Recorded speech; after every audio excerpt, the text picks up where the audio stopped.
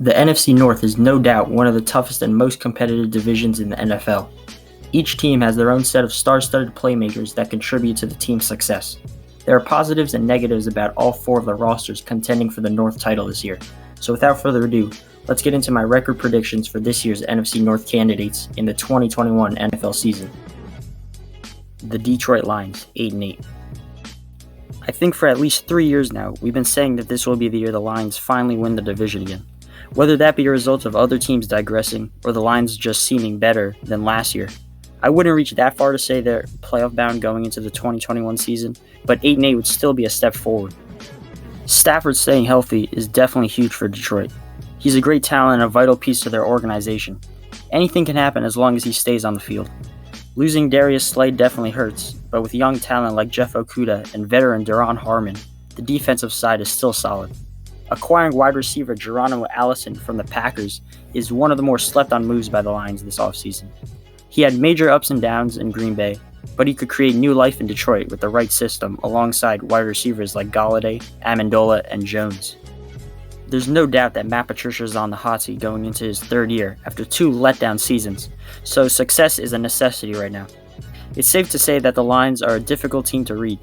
They have the pieces to be a decently good team, but can just as quickly spiral into another 4-win season if things get sour. The Minnesota Vikings, 10-6. The Vikings proved last year that they are not a team to be overlooked, with Kirk Cousins getting his first playoff win and the team advancing to the divisional round after a solid 10-win season. I could see them repeating the recipe for success this upcoming season.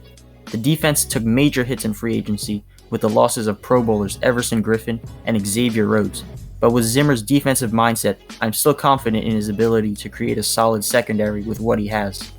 The depth at the wide receiver position is a huge red flag for Minnesota this year. Losing Stephon Diggs to the Bills really shakes up the offense, with Adam Thielen being the only reliable wideout on this roster right now. Nevertheless, I expect Dalvin Cook to be an even bigger weapon this year, and to carry this offense.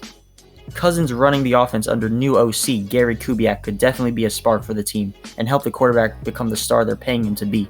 There are some big pieces missing on the Vikings roster, but still a lot to like about their chances in 2020. The Green Bay Packers, 11-5. The Packers are coming off a great 2019 campaign after winning 13 games under new head coach Matt LaFleur and reaching the NFC Championship game. I could see them taking a slight step back this year after losing players like linebacker Blake Martinez and tackle Brian Beluga, while not adding too many other pieces. Obviously, not taking a wide receiver in the first round to support Rodgers and take the load off Devontae Adams is seen as a negative. Jordan Love could become a great pick on the Packers' part in the future, but we won't know for a while. Allen Lazard is a major wildcard who could have a potential breakout year after he showed signs of great talent last year. I also anticipate Aaron Jones will continue to be an X factor for them, and the offense will really start settling into LaFleur's system.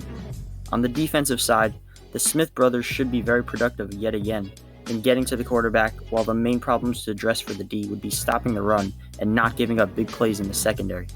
There's a lot to like about the Packers this year, and as long as Aaron Rodgers is still behind the wheel, anything is possible. The Chicago Bears, 7-9. I really don't have too many good or bad things to say about the Bears. I think obviously the quarterback situation in Chicago is something to look at. I can't see them being a serious playoff threat with Mitch Trubisky as the guy who's going to get them there. Foles is a great player, but I'm not sure if he can be more than a fill-in guy for the Bears, almost like a Ryan Fitzpatrick on the Jets, and that's if he hopefully stays healthy. I think it's vital that the Bears get Allen Robinson an extension, as he's one of their greatest playmakers on offense.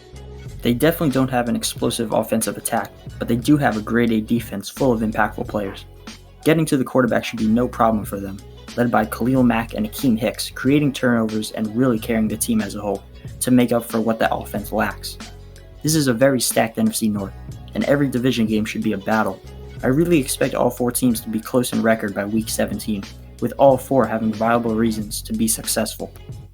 If you enjoyed this video, make sure to like and subscribe, as it is highly appreciated by me. Thanks for watching, and let me know of any feedback you guys have in the comments below so I can do a better job for future vids. My next video will be a breakdown of the NFC East and my predictions for that division this upcoming season. I will be hitting all 8 divisions within the next couple of weeks. Stay on the lookout for more content on the way, and take care, guys.